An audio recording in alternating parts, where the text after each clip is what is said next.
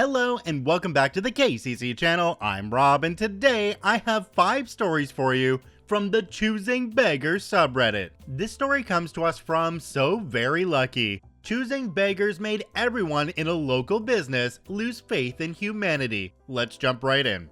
I used to work at the main office for a local mattress chain. They had 8 stores in a few close cities, so all customer service issues were forwarded to a small team that also handled purchasing, accounting, etc. The business was actually really great to work for and tried to do a lot for the community. As a result, whenever it made local news for various charities or other activities, we'd almost always get calls or emails afterwards asking for free beds for various reasons. The company actually had a fairly generous budget set aside for donations, and often tried to help with these requests if they seemed remotely legitimate. For every employee who passed through the department was always excited to hear about it and thought it was a fantastic practice. But over time, every single person, including me, grew to hate it. With rare exceptions, as soon as you said yes to a request, the requirements started growing. A cancer patient is looking for a memory foam mattress since they spend so much time in bed. At first, they're incredulous and grateful when we say we'll help, but then get upset when we offered a mid-range option instead of the Tempur-Pedic that they wanted. I remember one family with a sob story about how their kids were growing and desperately needed their own beds, so we decided to give them 2 twins. The father then asked for bunk beds to go with them, and when we could only offer a basic model, asked for cash so he could get better ones. When this was refused, he started bashing us on Facebook for using his desperation to squeeze more money out of him, which didn't even make sense since we weren't the ones selling the bunks that he wanted. Other people got upset that we never donated king-size beds. It happened multiple times that a donation bed was returned as uncomfortable and they demanded a better brand. One Christmas, we sponsored a few families, and when we went to deliver them, the office staff went along because we were also bringing gifts like toys, clothes, etc. that we'd purchased ourselves. We found multiple supposedly poverty-stricken people living in better houses than any of us could afford, with expensive cars in the driveway. It just wore us all down. There's nothing worse than telling someone you want to give them a $500 bed and being screamed at for being so tight-fisted. If I Google my name, I can still find a review where someone personally slammed me for being hateful and racist because I asked for proof that someone's house burned down and they needed beds for 7 people. There were a few people over the years who were very appreciative, but I'd say 80% of the time, there was no acknowledgement at all, or the attempts to be generous ended up with verbal abuse. After the owner's name and contact information made its way to the public somehow, and he started getting non-stop requests and complaints, the giveaway budget was gradually reduced and ended up disappearing because it was just way more trouble than it was worth. Just one more story about how ChoosingBeggars ruined it for everyone. Unfortunately, these days, when we try to do something charitable, there's always going to be scumbags out there who are trying to take advantage of your generosity. It may be hard to do, but you really need to put them out of your mind, deal with them as quickly as you can, and move on to the ones who really actually need your help and are grateful for it, because those are the ones that will stick with you. This story comes to us from Pocket Sauce. Free meds not enough. ChoosingBeggar demands gas money. Let's jump right in. Sorry if this is minor and all over the place, but the mattress store story reminded me of this frustrating incident from a few years ago. I used to work in an emergency room that had some gift cards we could hand out that people could use at a local pharmacy if they couldn't afford the medications we prescribed. I think they were for $20, so not much, but a big help for a lot of people in our poor rural community. I was proud that we had them as a resource. One day, this sweet, I thought, little old lady brought her 18-year-old grandson in for a visit. I won't say what was wrong with him, but I will say it was uncomfortable, but not serious, and at least partially related to his being overweight. This detail important for later. He had his visit, got his prescription, and the grandmother was worrying out loud how they were going to pay for it, and I almost tripped over myself to get her one of these gift cards. At the time, there were 2 pharmacies in town, one right near the hospital and the other about 2 miles down the road, small town. The gift card was for the one down the road. I told her that, plus the card itself was printed with a giant logo of theirs. A few minutes later, I get a call from this same lady saying that she is at the closer pharmacy and they won't take her card. I apologized and said, "No ma'am, you'll have to go to the one down the road." And she says, "Well, how am I supposed to get there? Are y'all gonna pay my gas money?" I wish I had some snappy comeback, but I was almost speechless. I just told her we couldn't do that and got off the phone as quickly as I could, shocked at how rude and entitled she was. Anyway, the attending doctor at the ER that day happened to be literally one of the sweetest people I have ever met in my life. I have never heard a cross word from him, never heard him say anything bad about anyone. I told him about that conversation and he says, "How far away is that other pharmacy?" And I said, "About 2 miles. So he goes, "A walk of 2 miles will be good for that boy." And to this day, that was the meanest thing I have ever heard him say.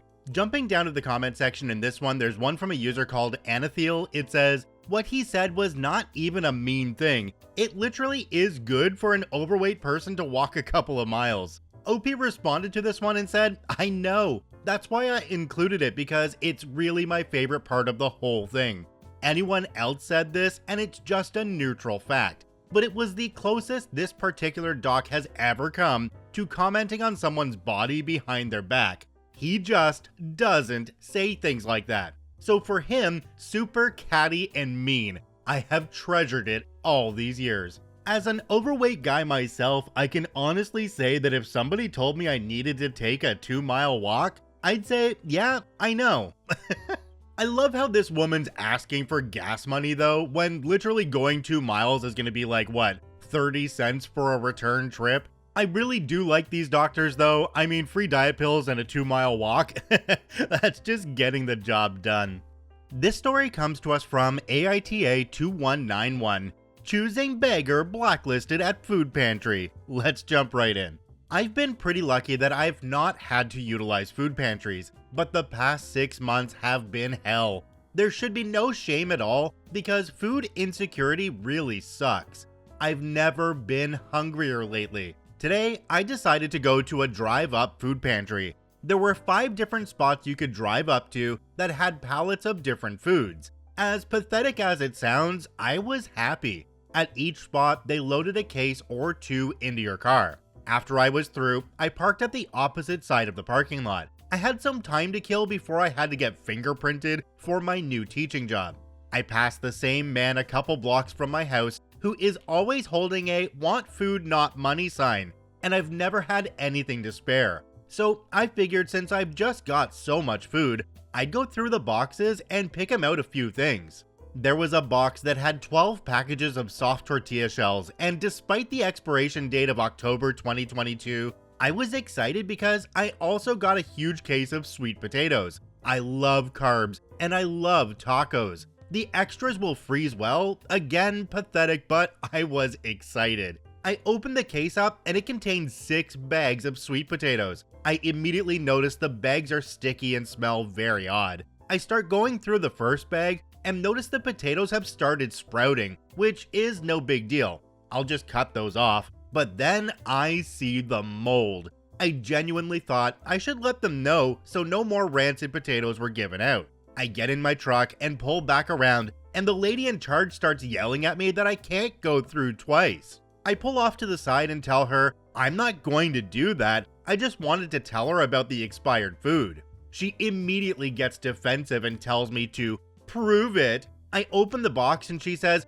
"Oh, hang on." She brings me back a paper that has instructions on how to can vegetables and tells me my box should have had one. Thinking back now, I think whoever packaged the cases didn't include it because the case was bad. I tried to lighten the tension by laughing a little and said, "That is great because this case is obviously rotten. I can't can rotten vegetables. Root vegetables don't get rotten." You can clearly see the liquid dripping out of the bottom. Here, look for yourself. That isn't my job. I'm here to just give out food. With the most condescending tone and attitude. Oh, okay, well, do you think it's okay if I just toss the case in that dumpster? My trash at home is almost full. She starts screaming.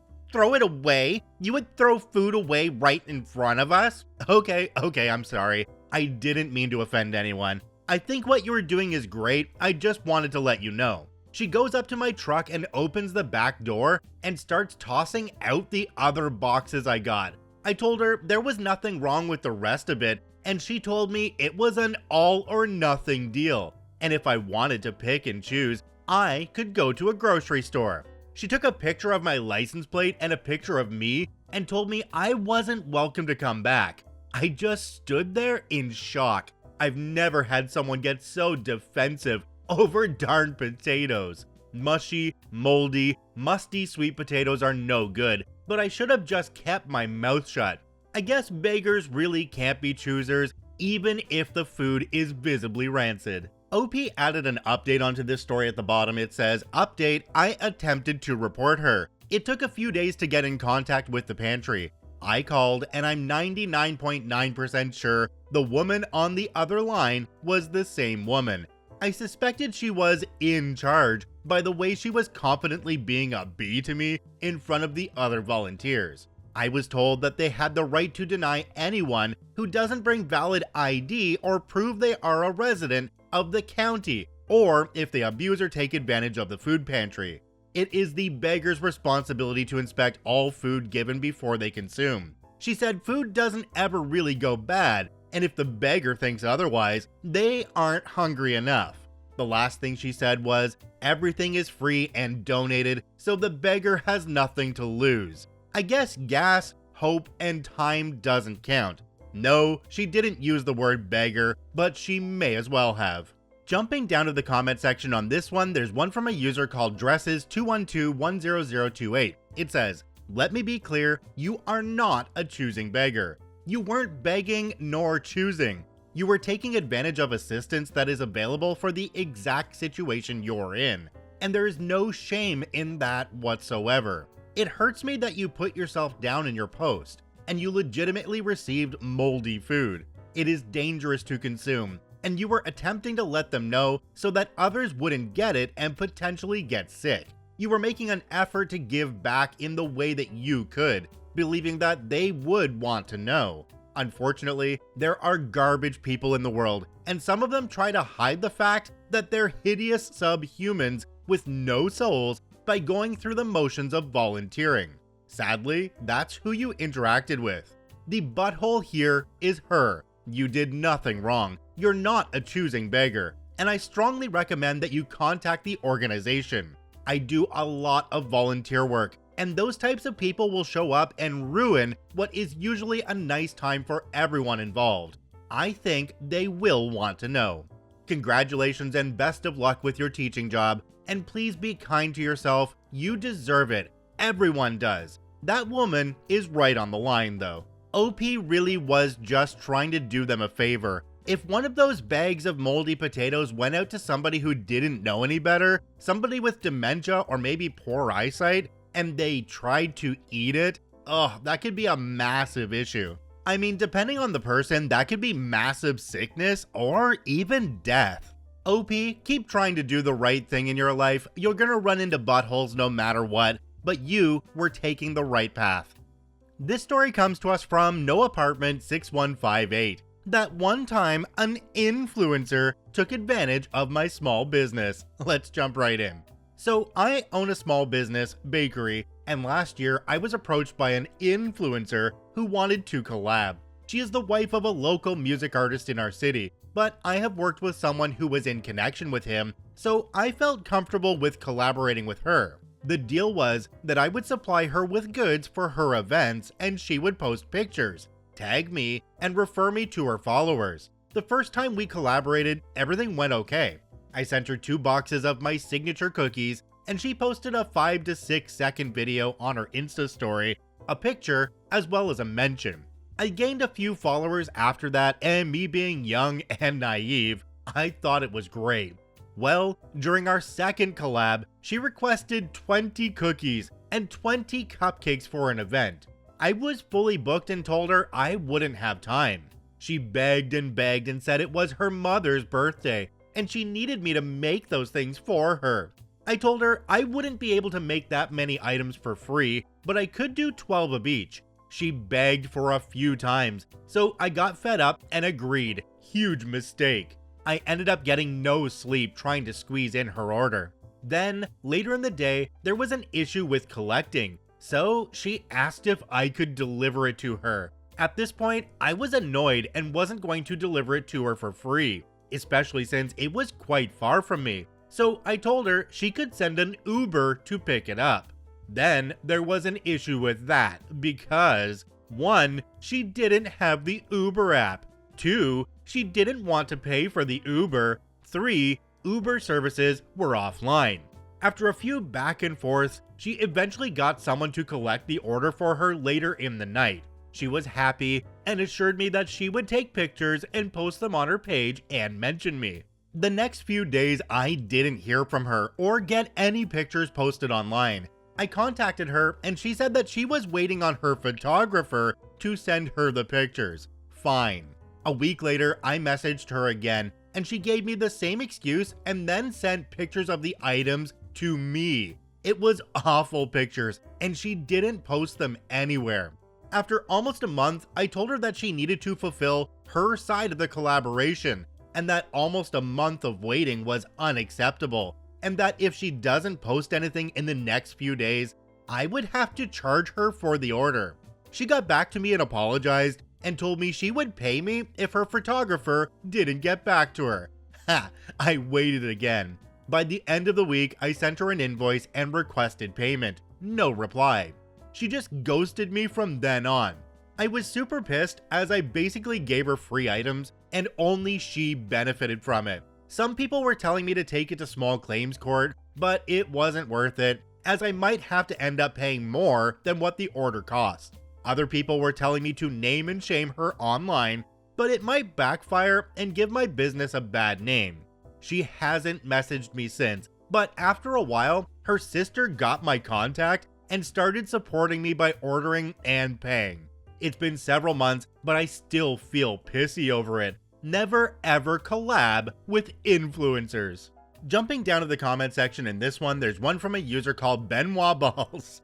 It says, contracts. My wife has worked with a few influencers. They worked out okay, but I advised her to have contracts. Some didn't want to sign. And lo and behold, they were the wannabe influencers. You agree on terms and you agree on quality of images and post. Should there be a disagreement, then there is a mediation clause. Never ever do something for free without documentation, because you'll be surprised what may and may not be admissible in civil court. Verbal agreement without witnesses, emails and texts that may be too ambiguous to come to the conclusion that both parties had a reasonable expectation of what the agreement was. Protecting your business and your sanity is so much more important than promoting it, especially if you're a small business owner. Being that I'm in the social media scene myself, I know a little bit about this one, and the best way to deal with influencers, in my opinion, even from the side of the influencer, is to have a contract where they have to buy the first items from you. If you see a return, then you provide the next set of items for free. What this will do is absolutely weed out the wannabes, and then you'll only be working with the influencers that are certain that they can bring you more business, because if they couldn't, why would they pay for it in the first place? Beyond that, the comment is absolutely right. Contracts are the way to go. Get everything in writing with as much detail as possible. That way, you can use it against them in the future. This story comes to us from Not a Sniper Yet. Uh-oh. 2 books for $3? That's basically 10. I'm not paying 10 for 2 books. Let's jump right in. I work part-time in a thrift store, mostly for fun and idealism's sake. I'm in charge of the book section and I really enjoy sorting books, helping customers find something to their liking, etc.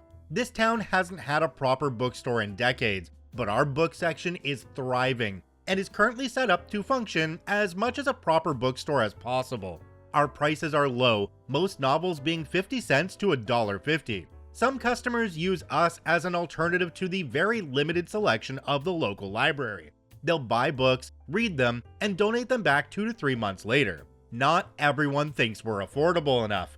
There's this one customer that comes in regularly just to whine about the pricing. Most recent incident, customer comes in with their husband who might as well not be there. They're new to the book section, and because our selection can be a little overwhelming, I step up. Good afternoon, is there anything I can help you with? We need books for men. What would these men like to read? Any genres or topics in particular? Something war related. You shouldn't be reading those. Me ignoring her and looking at the husband. Well, we have plenty of novels that fit the bill. We have this bin of thrillers from the 70s, 80s, and 90s, and many of those are about war or espionage. We also have various literary classics on the regular shelves. So the books in the bin cost 70, 80, or 90 cents? No, they're books from the 70s, 80s, and 90s, Cold War, and right after. Most of them are by popular authors, such as Clive Cussler, Tom Clancy, and Alistair MacLean. The prices of the books depend on their age, state, and popularity, but they're all between 50 cents and $1.50. Fine, we'll look in the bin.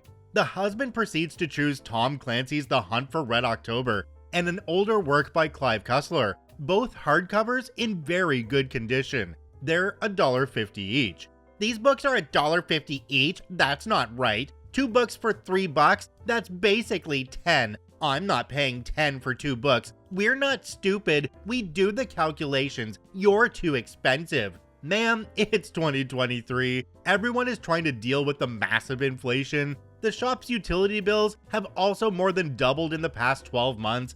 We have to cover that somehow and still have money left over to fund our charity projects. I assure you that our books are priced very competitively. You pay the same, if not more, at most other thrift shops in the area. You're wrong, we're not buying. And to her husband, put them back. What I wanted to say. Alright, I've only been to 7 out of 8 thrift stores in the area, so I can't know 100% sure that the last one isn't cheaper, but at least I actually understand how inflation works. What I said? Alright, goodbye then. Joke's on her, by the way. We give away books all the time. Kids come in and browse the books while mom takes an eternity to look at the teacups. Kid gets a free book. Nice elderly lady isn't sure what to choose because all her favorite authors have been dead for decades, and she's not sure what non-dead authors suit her taste. We'll throw in a carefully chosen book or two so she might discover a new favorite author for free. Toddler simply exists near the book section. Toddler gets a free book. Heck, one of our charity projects is providing books for school libraries. Unless you're a nasty person, you're eligible for a free book. Yeah, this lady was doing the calculations in the absolute wrong direction because $3 isn't basically 10. No, $10 is basically 3 now because $10 will get you a whole lot of nothing. I feel kinda bad that this guy didn't get to experience The Hunt for Red October though. I read that book when I was quite a bit younger and still remember it to this day. It is masterfully written. If the store was used to giving away books and I was working there, I probably would have found a way to hand it to him when his wife wasn't looking, just so he'd get to read that absolute classic. Check out all 5 OPs linked in the description down below. I thank you for watching. I hope you have a wonderful day, and we'll see you tomorrow.